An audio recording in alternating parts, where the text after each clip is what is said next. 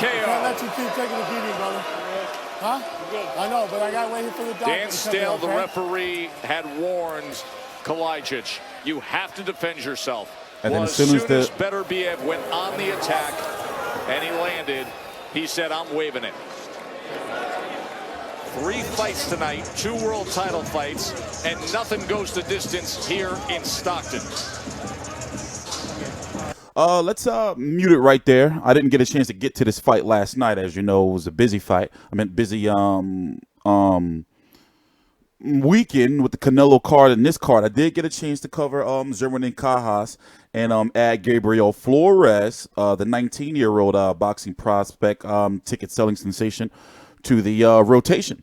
I'm TstreeT Controversy. This is TstreeT Controversy Live with FightView360.com. We cover every single major fight live. And Hotrod got beat up. You know, it was the pedigree. Did you know that Artur Beterbiev is now 34 years old? 1 fight in 2017, 1 fight in 2018, and it looks like this year he can get a very, very meaningful fight next. Will it be Kovalev? Will it be Beterbiev, who's over on the zone, coming off of a Joe Smith win? What about Alexander Volzdik? Top Rank and ESPN is doing a very good job holding on or securing the 175-pound division, even with Gilberto Ramirez now up there at that weight. Let's listen in a little bit, see what they're talking about. With 14 knockouts, and he is still the IBF light heavyweight champion of the world, Artur Beterbiev.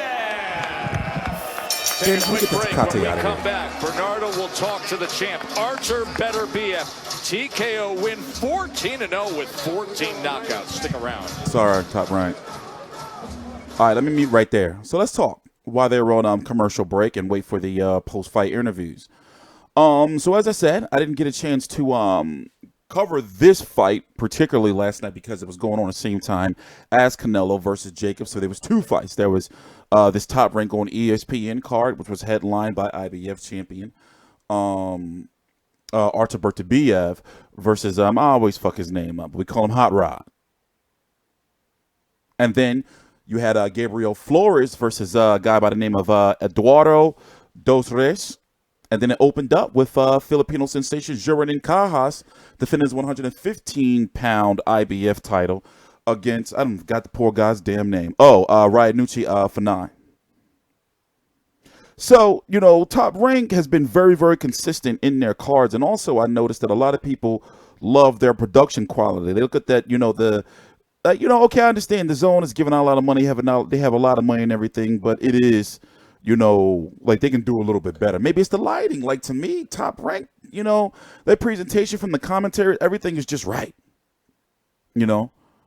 And then they still maintained, like, was able to keep, like, that feel of a upgraded, like a super upgraded ESPN Friday Night Fights. So let's talk about the 175-pound division. As you know, Alexander Volzdik, who won his WBC title from Adonis Stevenson, and got a win in his first title defense over, forgot the poor guy's name. He messed up his ankle or something. Ngumbu. That was here in Philly. You have Marcus Brown, who is the mandatory for the WBC and the WBA, correct? What is he going to do? Marcus Brown is fighting who? I forgot who he's fighting coming up. Hold on, let's go look it up real quick. Who is Marcus Brown fighting again? Coming up. I forgot who.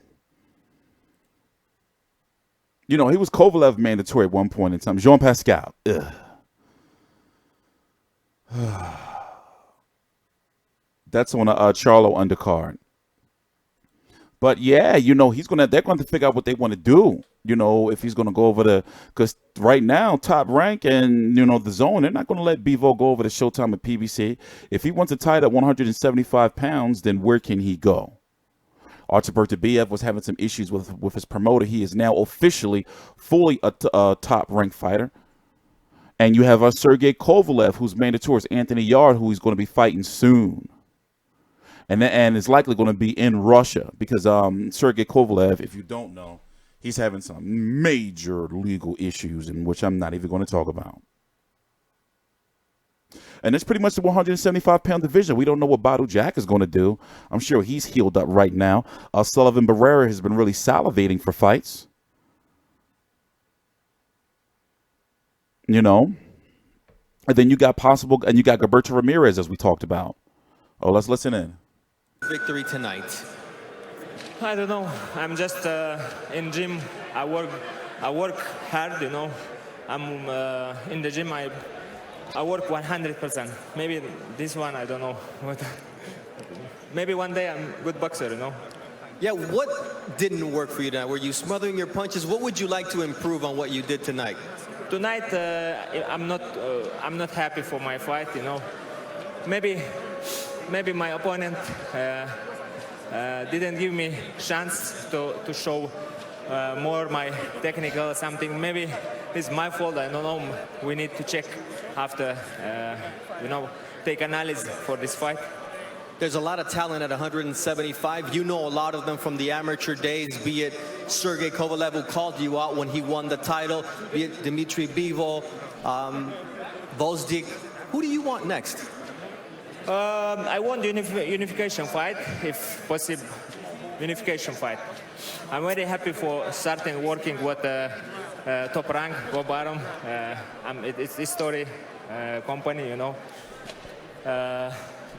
Work with ESPN. Thank you very much for everybody who helped me, for my team, for everybody. Thank you very much. Joe, as you well know, 3 of the 4 champions are under top rank at 175, and Bob Arum told me getting Bivol would not be a problem either, so the title will be unified soon. Yeah, listen, anytime you hear the fighters saying, I want unification, that's exactly what you're looking for, where the business of boxing isn't getting in the way of the boxing of boxing. Fighters want to make fights. That is the case here with Artur Beterbiev, who clearly is a harsh critic of his own I like work. these 4, man. Let's listen to a little bit more of this. Look good. I saw a lot of awkwardness, but Tim has got a lot better on commentary. You know, remember how bad he used to be when he first started? Strong fighter. You know, punches hard, but he's very methodical in the ring, man. He knows exactly what he's doing and how he's breaking down these guys and how to get these guys up out of the ring. But yeah, all right, let's talk. So, a big piece of news came out right there where Bivol, because of his affiliation with Main Event, he's not signed long-term with the Zone. He can fight Beterbiev on ESPN. Now, remember, once again, Gvozdyk, ESPN. Dmitry Bivol can now fight on ESPN. Artur Beterbiev, ESPN. Sergey Kovalev, ESPN. Anthony Yard, ESPN. Sullivan Barrera is a floater, but because of his affiliation with Main Events, who promotes Sergey Kovalev and Dmitry Bivol, ESPN. Marcus Brown, PBC. So, it's politics right there. Also, look out for light heavyweight coming up, Joshua Buatsi. Many would like to see him versus a Isaac Chilemba or a Blake Cabarello, you know, to move him up a little further. Also, Jesse Hart. My man Jesse Hart is at 175 pounds now. He is in heavy talks. If it's not official, it should be official. It could be official anytime soon to fight Eliader Alvarez. Remember, Alvarez is in the mix now. So new 175 pounders that I didn't mention are moving up, or who are in the mix are Elliot Alvarez, Jesse Hart, and Gilberto Ramirez, who are also over there on that top rank ESPN side. So that's where you want to be, because look at all the potential fights you can make right there, you know. And right now, a guy like Marcus Brown, even though on a lower level, will likely experience the freeze out, like Terrence Crawford with the guys over in PBC. Except he can't. What belt? He gonna have to fight one of them to get a belt. And Top Rank and Disney are not going to make it easy. So shout out to Beterbiev, man. It's going to be really, really interesting, especially after Kovalev versus Yard, which I'm looking forward to.